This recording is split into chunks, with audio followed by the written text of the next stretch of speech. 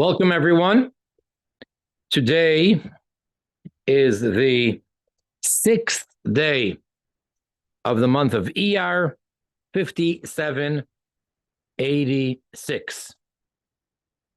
We're continuing along in our ongoing classes on the Sefer Mitzvot Hashem, the 7 divine universal commandments, and we're currently studying Sefer Mitzvot Hashem by Rabbi Yonasan Steif. The third section in his book, which was published for the first time years after his passing. So that's important to mention. Perhaps he would have edited or changed or done things differently. And as I constantly find myself making this very important sort of disclaimer, and that is that what we're studying now is academic and is sort of theoretical, not necessarily practical, and he himself is not ruling on any of these issues, but rather suggesting and bringing up very, very interesting points. And basically, we're dealing with the 613 commandments of the Torah for the Jewish people.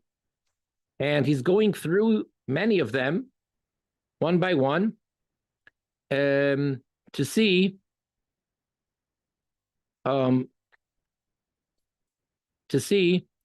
which ones apply to the Noahides, if they do, and how they do, and to what extent.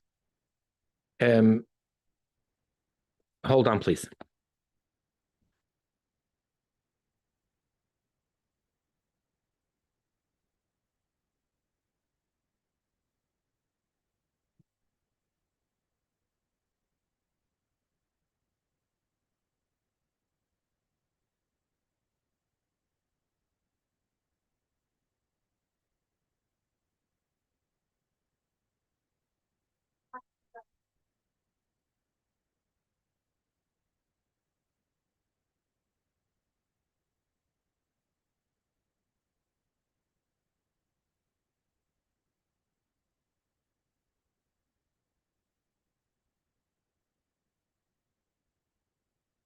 My apologies.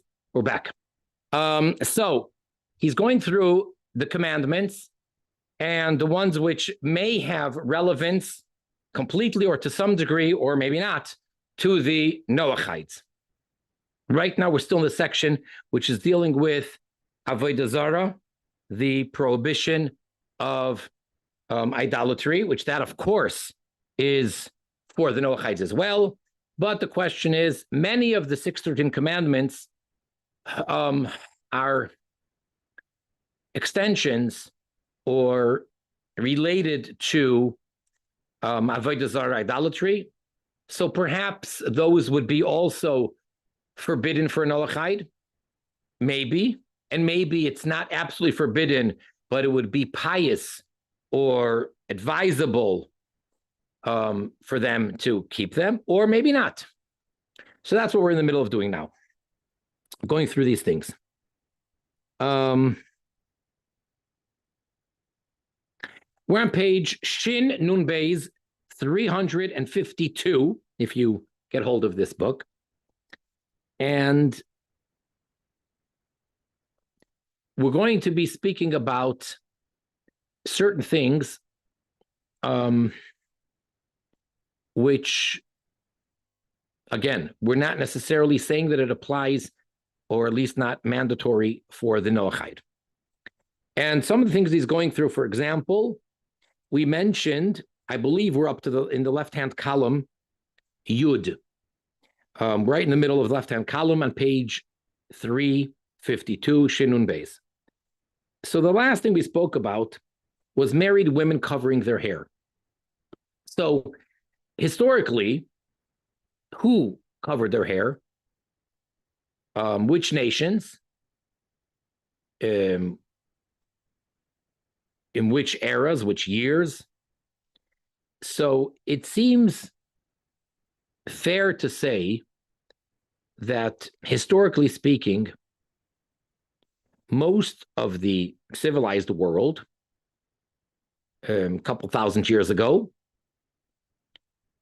married women at least, and perhaps even younger and even unmarried women, would cover their hair out of modesty. And a married Jewish woman, as we said last time,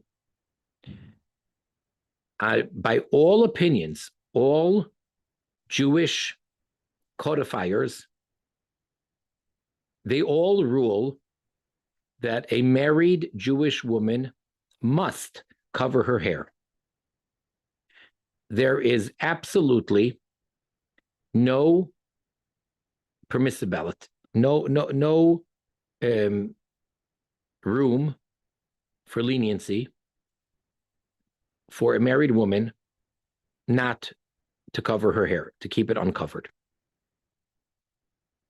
Details are perhaps controversial or disputed. What's the best type of hair covering? And according to some, it must be like this. According to others, it must be like that. But one thing is for sure, for certain, a married woman's hair has to be covered, at least in public.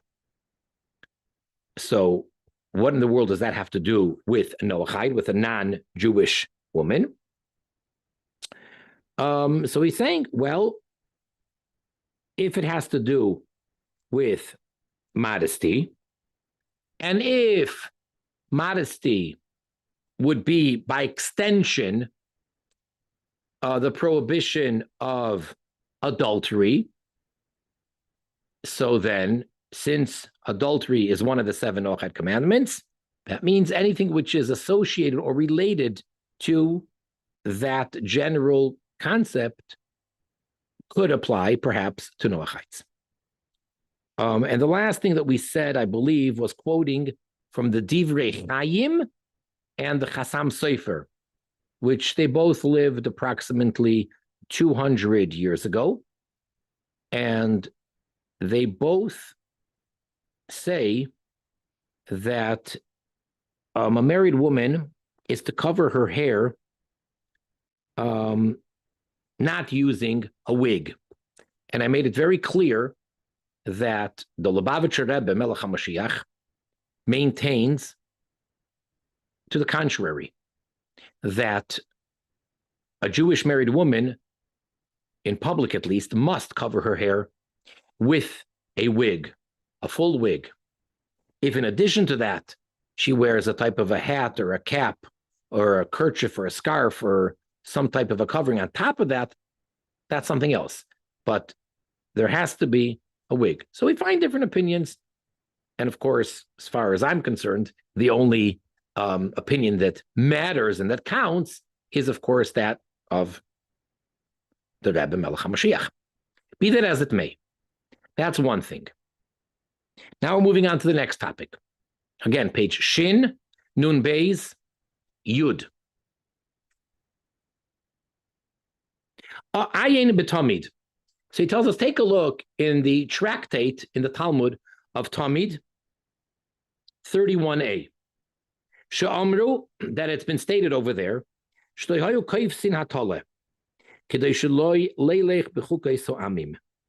that in the service in the Holy Temple, when they would offer the animals as a sacrifice, so how would they hold down or tie down the animal for the slaughtering? So they would not have it tied in a certain manner, having the forelegs and the hind legs tied together. And the reason for that, says the Talmud, is not to go in the ways of the nations, not to follow their customs. Because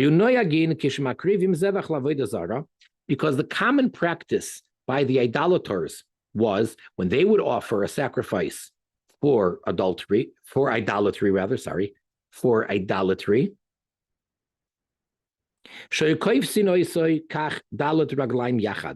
they would tie it in such a fashion where all 4 legs were tied together as one.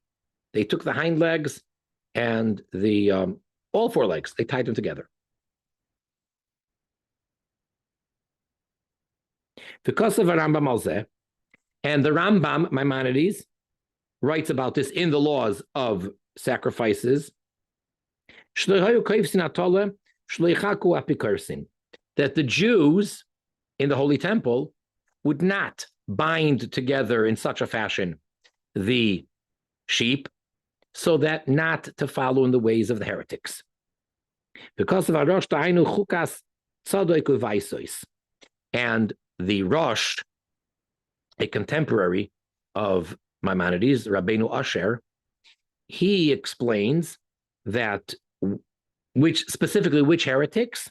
So those would be Tzadoik and Baisus, which were two well-known heretics, and the people that followed in their ways, they had, unfortunately, a whole following, and they are known as the Tzedukim and the Baisusim, meaning followers of the original Tzadoik and the original Baitus. So they are the ones that would sacrifice animals and have them tied in such a fashion. In other words, for a Jew to bring a sacrifice when the Holy Temple exists, that's the only time we can bring a sacrifice, basically, they would not tie it all four legs together, because that's the way the non-Jews do it for Avodah Zarah.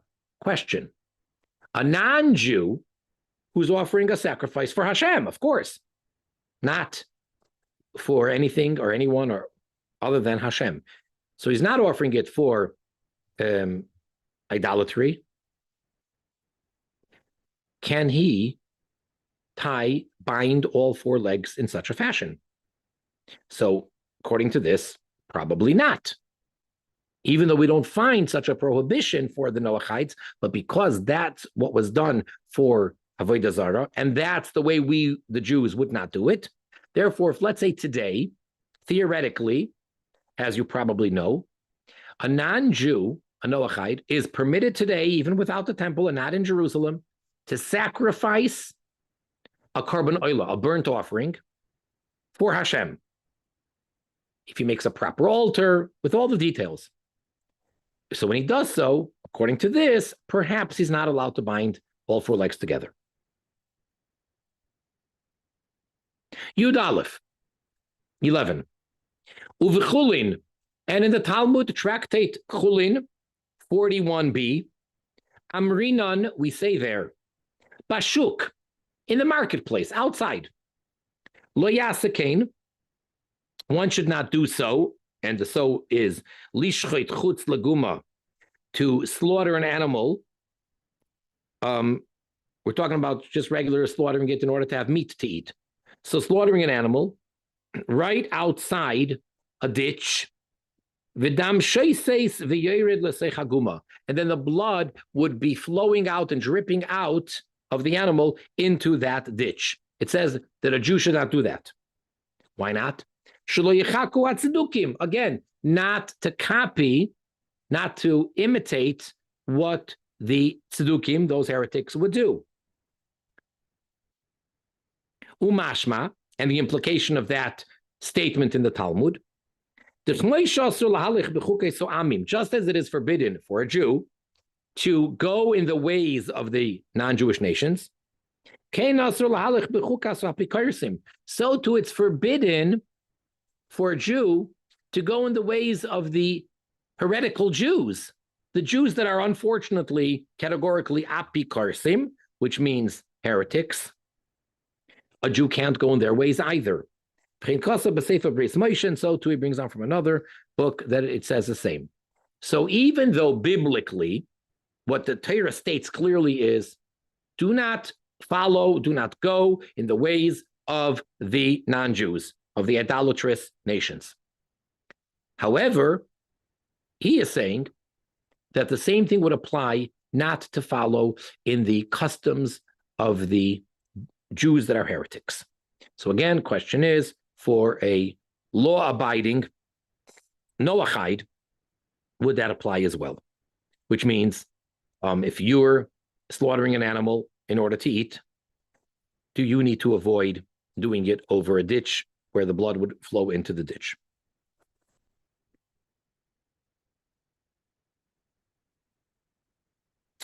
Yud Beis, bottom of the page, number 12. V'hinei, le'eil hetakti me'Rambam. Previously, I quoted Maimonides, the 11th chapter of Avodah Zarah, shekosav, that the Rambam, Maimonides, writes, lo yivne mekoymos kibinyan hecholos shel nachrim, that a Jew is not allowed to build places like the buildings, the sanctuaries of the non-Jews.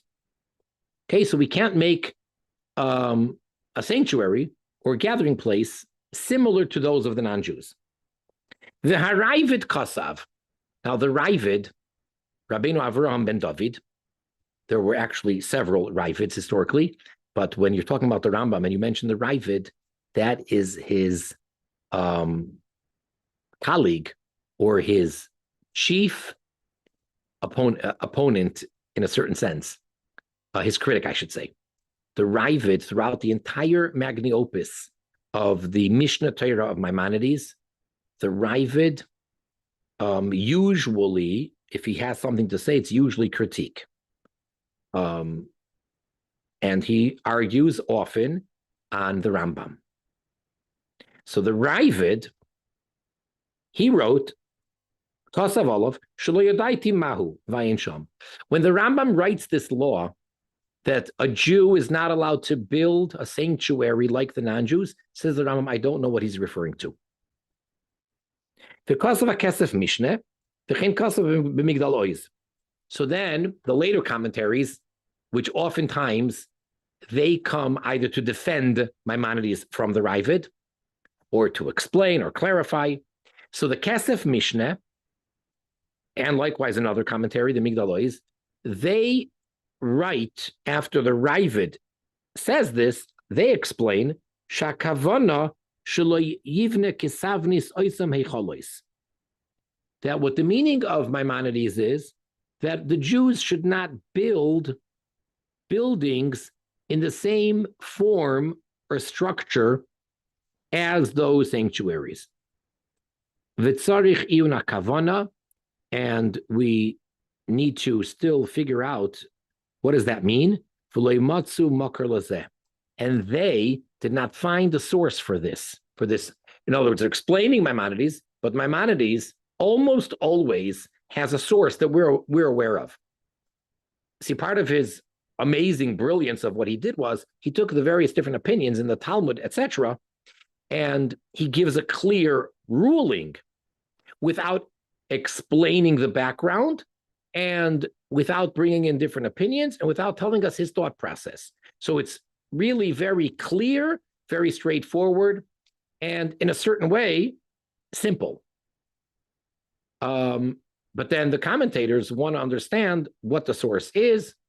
And in this case, they say that we don't know the source for this particular ruling. And now says Rabbi Steif, V'nireli, and it appears to me, Shakavanahu, that the intention here is as follows. Al-Hadichsiv, that which is written, this is from the prophets in Hosea, chapter 8, verse 14. Vayishkach Yisrael esaisehu. The prophet there says, in the name of Hashem, that the Jews forgot the one who made them. Vayiven heicholois, and they built heicholois, sanctuaries. V'Yehuda hir be'arim b'tzurois, and Judah made many fortified cities.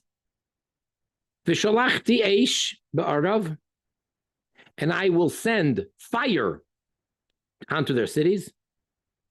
V'chale armenoiseha, and I will finish off, devour its palaces. Atkan, end of quote of the verse. Says Rabbi Steif, Umashma, and the implication is sheish b'zeh iser, that there's a prohibition. If Hashem is saying that I am going to punish them by sending fire and destroy all these things, That even in this regard, we are not to try to imitate and be like the non-Jewish nations. To build large sanctuaries. And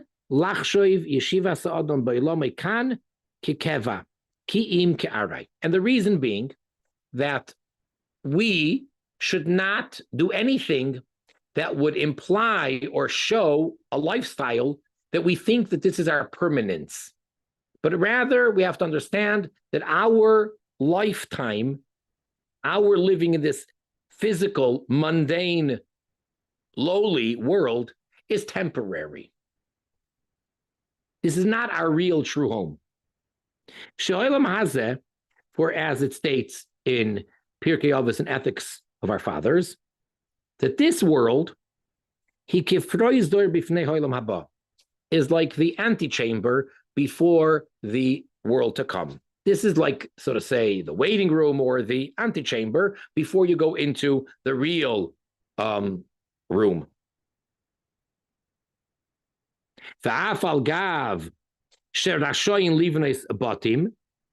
And even though it is permissible to build houses, you can make a stone strong house. You don't have to live in a tent, even though we're permitted to build homes.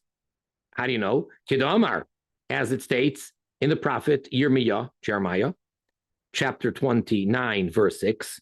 Benu batim v'chuli, says clearly, build yourself homes. So we're allowed to build homes. And it could be a strong home. Mikol mokim, nonetheless. Lidamis lebinyon nom shalecholois asur. But to be similar to their sanctuaries, that would be forbidden. Okay, so in other words, if we can sort of paraphrase, don't overdo it. Don't build yourself a huge palace or castle, because that's what the non-Jewish nations do. And from the Ravid's commentary or comment on the Rambam, it's implied Shehavin that he understood that you're not supposed to make any images, or any type of statues or anything, even as a symbol, as they do in order to gather the masses, to get many people together. So they make a certain image and say, we're all going to gather at this place. Not that they're worshiping that image. And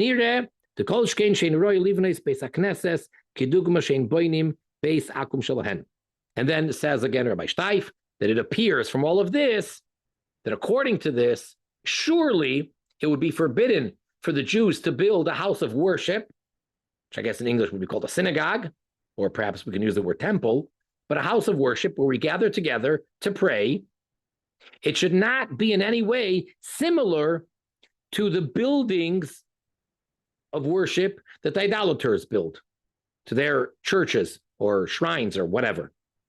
For this certainly is included, bichlal don't go in their ways, in their statutes. So if, let's say, there's a certain style that you look at a building, even without seeing the religious artifacts or, let's say, the cross or whatever, just looking at a building, and you say, oh, yeah, that's probably a church. It's got that Gothic look to it or whatever.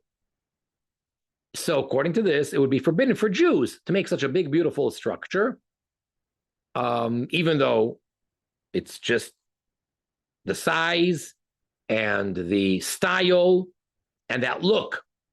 But of course, nothing religious. So we're only going to have Jewish symbols, if any, and so forth. Nope, can't do that. Can't look the same as the non-Jewish houses of worship. All right, that's what he's suggesting. Again, I don't want to sound too repetitive, but what we're learning now is not necessarily practical, legal ruling, and it's not that we are following this, but this is the way it's presented. The way Rabbi Steif understands the sources based on the Ravid and the Rambam. But again, the bottom line would be the Shulchan Aruch, the Jewish Code of Law.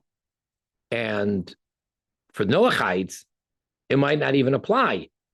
In other words, there may not be a prohibition for a non-Jew to build himself a big, huge, beautiful edifice to live in, even though that's similar to what the non-Jews do or the idolaters do. So we're really talking about Jews. But the reason he's bringing it in is he's saying perhaps it does apply. Perhaps we can make that stretch. But even for the Jews, there isn't necessarily, practically speaking, bottom line, a prohibition for Jews to make big buildings for themselves and even for worship. Unfortunately, it's well known here in the United States, like at the turn of the previous century, there was a time where, as is the story of exile, where the Jews feel comfortable in one place, in a certain city or country or neighborhood, and then until the anti-Semitism comes there, and then they just move on to the next place, and so forth. So in the United States, when the Jews arrived here early on, and they built these beautiful, amazing, huge houses of worship, synagogues. And decades later, perhaps a century later, all the Jews fled from that neighborhood. And what do they do with the synagogues? It was a problem. It's forbidden to sell it. Surely not for a church. That's no question. It's absolutely forbidden. But it wasn't very simple. And unfortunately, if you're into history and into culture and touring or whatever, many of big, huge, beautiful, expensive synagogues unfortunately turned into churches. And you can find in different cities, Chicago and many other cities in the United States and elsewhere, these big buildings that are churches, and you don't have to look too hard. You could find the Jewish symbol, and it's not that they purposely put it there. That's how the building came. It has in it either the Star of David or verses from the Torah inscribed on the walls from the outside, or whatever, different things. Or the stained glass windows, the beautiful windows. You look at it and you could see Jewish symbols there. So that's tragic. But putting that aside, as far as building a building that has, and those buildings, what I'm saying is, they were synagogues and then they became churches, unfortunately, but the external look still kind of looks the same. I mean, churches are big, huge buildings that look a certain way. So Jews can't make buildings like that, but that's what we're suggesting over here. And I'm not saying that it applies practically. All right. Next, Yud Gimel 13. We're on the bottom right hand of page Shin Nun Gimel 353. Again, we're speaking to the Jew. And the question is, how and to what extent does this apply to the Noahide? Tzrichin Yisrael, the Jewish people need liyos, to be mufrashin mehen, separated from them, from the non-Jews. Gam b'diburam, also in their speech, not only in your dress code or your hairstyle or your jewelry style, but also in their speech. So wrote the Smag, who's one of the great sages who lists the 613 commandments. And in his list, it is negative commandment, prohibition number 50. Uvesefer Bris Moshe, Tziyin al Zeh Sefer Dvar HaMelech. So in a sefer that he mentioned previously, Bris Moshe, he mentions another book called Dvar HaMelech, Shekosav. What does he write there? V'zel shoynoi, and we quote, Ha'ikar, the main point, shetzarech adam hayashar, that the person who is upright, who is just, asher yiras Hashem al panav, that the fear of Hashem is on his face, levilti yipoil, that he dare not, he should not fall, b'shachas tzia vavodoin, which are expressions of purgatory or loss. He should not fall into the dark, undesirable place. Laharchik mikol asher hema oisim.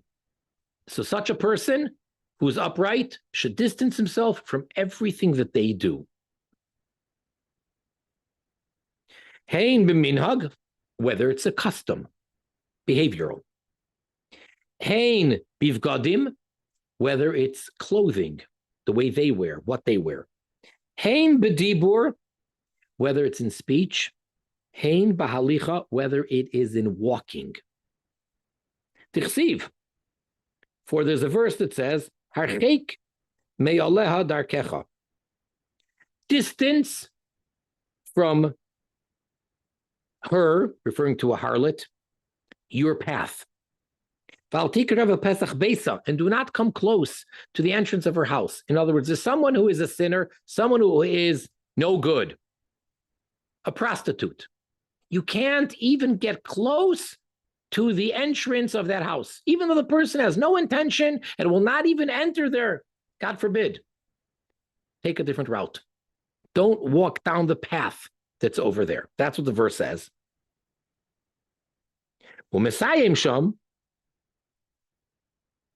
And then this source that we're quoting, this book, concludes, woe is to the eyes that see such, asher ba'avinenu hador nifratz, that in our great sins, the generation is inappropriate, is wild. Voisim kol his amtsus, and they make every effort, this karev lemaise goyim, to try to copy and to behave like the nations of the world, like the non-Jewish idolaters. Heipech hamevur, which is the opposite of what we explained, b'malbush, in clothing, uv'mahalech, and in walking, uv'minhagim, and in behavior.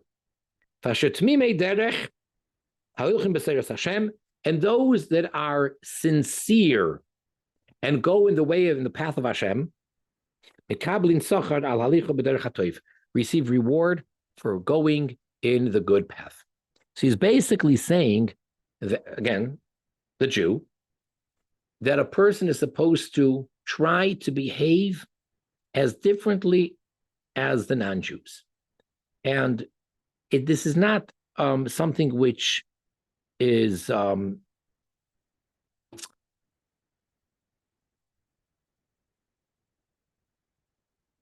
very rigid. There's no end to the examples that one can give. It's just there's certain conducts, and of course this changes from time to time and from nation to nation, but there's certain conducts which that gesture or that behavior or that walk or that talk is foreign. And that's what we're saying to stay away from. I mean, if I were to give you 10 examples, there's like no end. I can give you 100 examples. There's really countless examples. It's just that he's saying that besides the clear things that we know about hairstyle or whatever, clothing, He's extending it and saying anything. I'll give a couple of examples. I mean, maybe I shouldn't, but I will. Just a few. And again, there's countless examples one can give. And again, these things change. So I may be out of touch, and I may be, old school. And when you see it at first, and you don't know, like you live in your own bubble, and then you wonder, and then it's explained to you, and it doesn't really make sense, but okay, it's a style. Again, I don't mean to offend anybody. So if any of you actually do what I'm about to say, I apologize. There's a certain style of wearing worn out and torn jeans or pants or whatever. And they sell it that way. If you think about it, it seems very silly. And when you see someone, you feel bad until you realize that it's a style that they do on purpose, but you feel bad that they can't afford to get themselves normal clothing. And you may instinctively want to walk over to the person and give them some money and say, get yourself a new pair of pants. And you don't understand. This is their style. They want it to be torn. They tore it on purpose. They paid extra money for it to be torn. And you can go on making jokes about that. It's crazy. Or another thing, which, again, forgive me if I'm speaking against you. I don't have any particular person in mind. But in my humble view, personally, that's all it is. So, you don't have to agree with me. In my humble opinion, the example I'm about to give is I would use the harsh word of disgusting. It's disgusting. People walking around with their pants worn very, very low, way below their waist. I don't understand it. I don't get it. And you see people that are purposely wearing their pants, their trousers, their jeans, whatever it is, really, really low. So those are examples of how people wear their clothes, which according to this, the Jew is supposed to, or the upright person should distance themselves from that completely. Or the way people walk. There's a certain type of a walk, which is just, it's a style. And that's what he's saying, no, don't walk like that. That's not how you're to walk. And of course, people get impressed by their surroundings. We get affected and influenced. We see this. I'm sure that, there are many scientific tests. It's incredible how you see a child who picks up mannerisms and habits of their parents and of the people that they're around. It's just incredible, like small little nuances, not good, not bad, just anything. I mean, the way that a person holds their hands, or the way they scratch their head, it's like, you see, wow, that person is doing it just like their parent. So there's certain things that the non-Jewish people purposely are doing as a style. And that's what he's saying we're supposed to distance from. Okay. Now, let's do the next piece. Yudalid, top of the left-hand side, 14. Now he's going to bring a source for this, that the Smag, Sefer Mitzvot Gadol, says that a person is to distance himself even from the way they speak and so forth. I guess that would be like the slang. We're not talking about the language so much, but let's see it inside, and then maybe I'll give an example or so. And it appears to me, says Rabbi Steif, the source for these words of this codifier, who Yerushalmi Shabbos, is from Talmud Yerushalmi, Tractate Shabbos. Shenishnu Sham Chai Dvarim Shagazru Beis Shammai Ubeis Hillel. There's a list there of 18 things that both schools of Shammai and Hillel, which in general, they're well known in the Talmud for being opposing opinions between the two. But there's 18 things that together, these two schools decreed. Umanu sham beinehem, and amongst the things that are listed there, l'shoinois ho'akum, the languages of the idolaters. Shemashma, implication being, shegazru shloy ledaber b'l'shoinoisam mamosh, kedei listam mislahem, that the decree is not to speak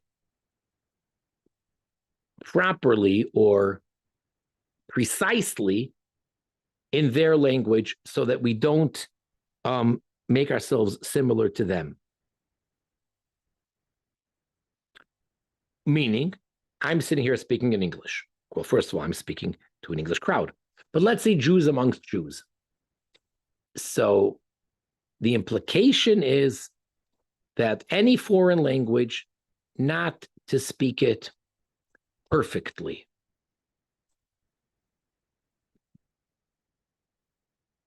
In order to be like them.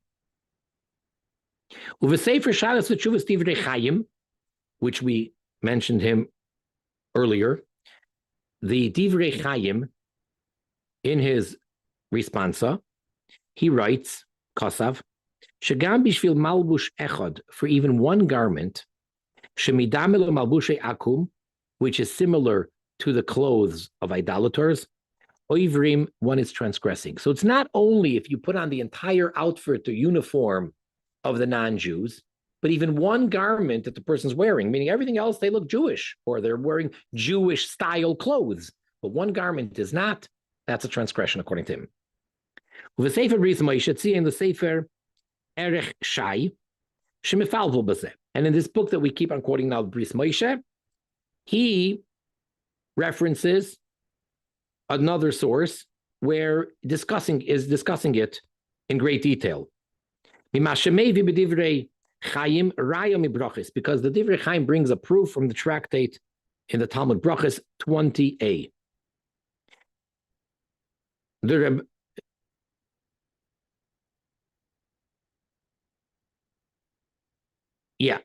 What happened was like this. One of the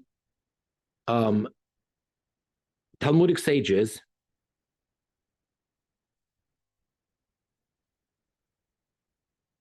Chazia leisha, he saw a woman, Tavelavsha, she was wearing karbelasa b'shuk.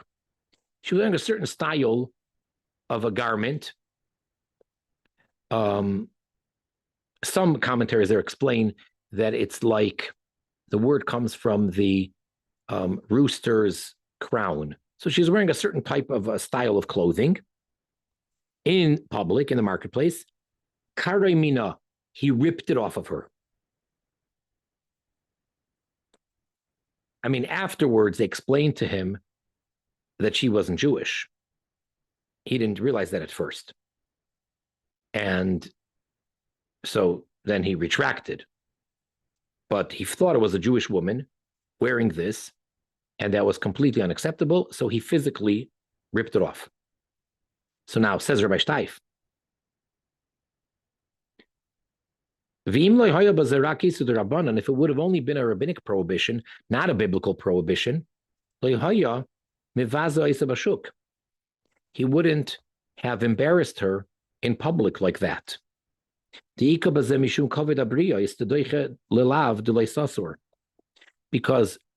people's self-respect is extremely important according to the Torah, to the extent that it actually, a person's own honor and respect overrides a particular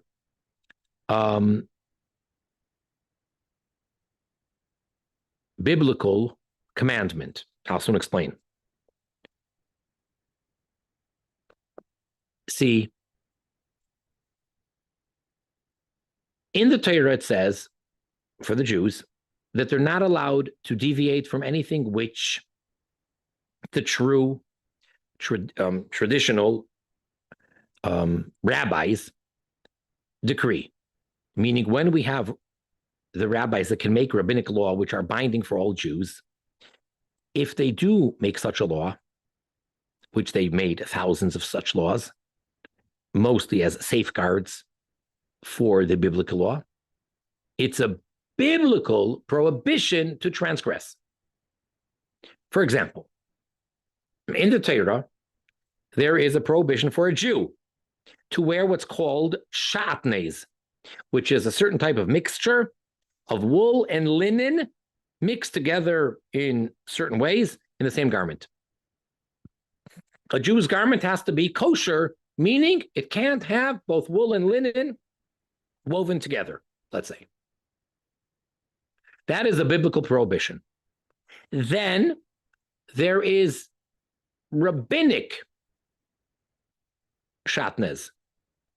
It's not woven in the way that it's biblically forbidden, but it still is a mixture. So because it's too close to being forbidden biblically, the rabbis forbade it. So it's a rabbinic prohibition. If someone is walking out in the public, walking down the street in the marketplace, wearing biblically forbidden shatnez, they must take it off immediately. Rip it right off as soon as they realize that they are wearing a forbidden garment. However, if they're wearing the garment, which is a rabbinic prohibition, they are not to take it off, not to embarrass themselves. They should go to a private place, go home immediately, and over there, take off the garment. So we see that self-respect and honor of people overrides the biblical prohibition of not listening to what the rabbis say, if you follow that logic. So again, if this style that this woman that he thought was Jewish was wearing would simply be rabbinically forbidden, he wouldn't have tore it off her. That's embarrassing. He wouldn't have done such an act. So from here, he wants to prove that according to this sage in the Talmud, he maintained that it's actually a biblical prohibition. And if it's a biblical prohibition, then there's no room for leniency or for tolerance. Because of the Ishlitchois, but then he writes that you can push this argument away. The Shammai Rebbe Mezi, the Pasha over there, talking about that it was done purposely and it was done sinfully. And then he mentions to look in one of the main commentators on the Jewish Code of Law in the laws of Shabbos.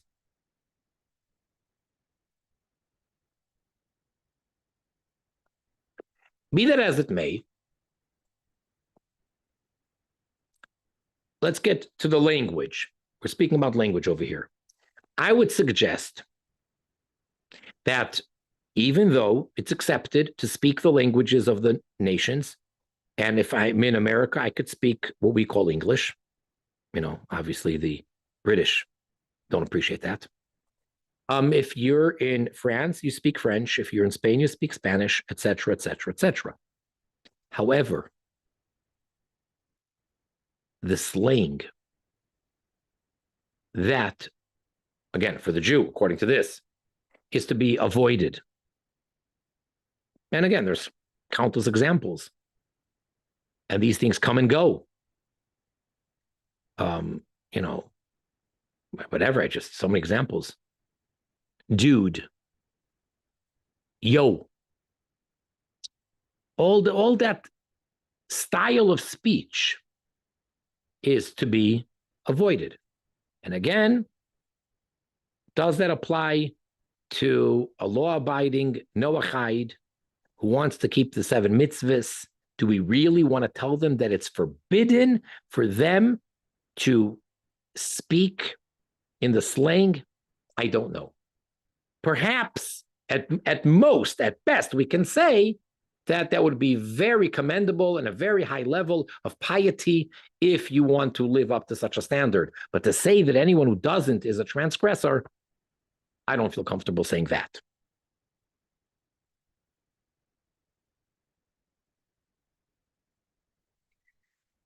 All right.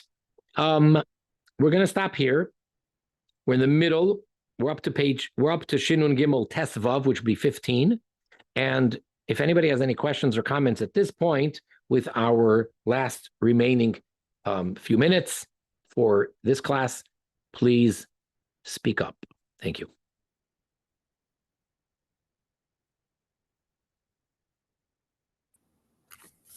I assume that Rabbi Steif is gonna have all these under this mitzvah, all these different components. He'll be discussing that, how it applies to a non-Jew towards the end of the chapter. Nope. No, We won't have that just leave closure. us hanging. Yep. Okay. Now remember, he didn't. This is taken from his writings, and his family was actually reluctant in giving it out and having it printed. So, we don't know what his intention was. I mean, for all we know, he never meant to publicize it, and these were just his own personal thoughts and notes. So it's definitely incomplete because he doesn't go through all 613. Of course, you could say that, well, some of them obviously don't apply to the Noahide, so what's the point? True, but nonetheless, it looks like it's a incomplete work, although it's fascinating and it's amazing, but that's what it is. It is what it is.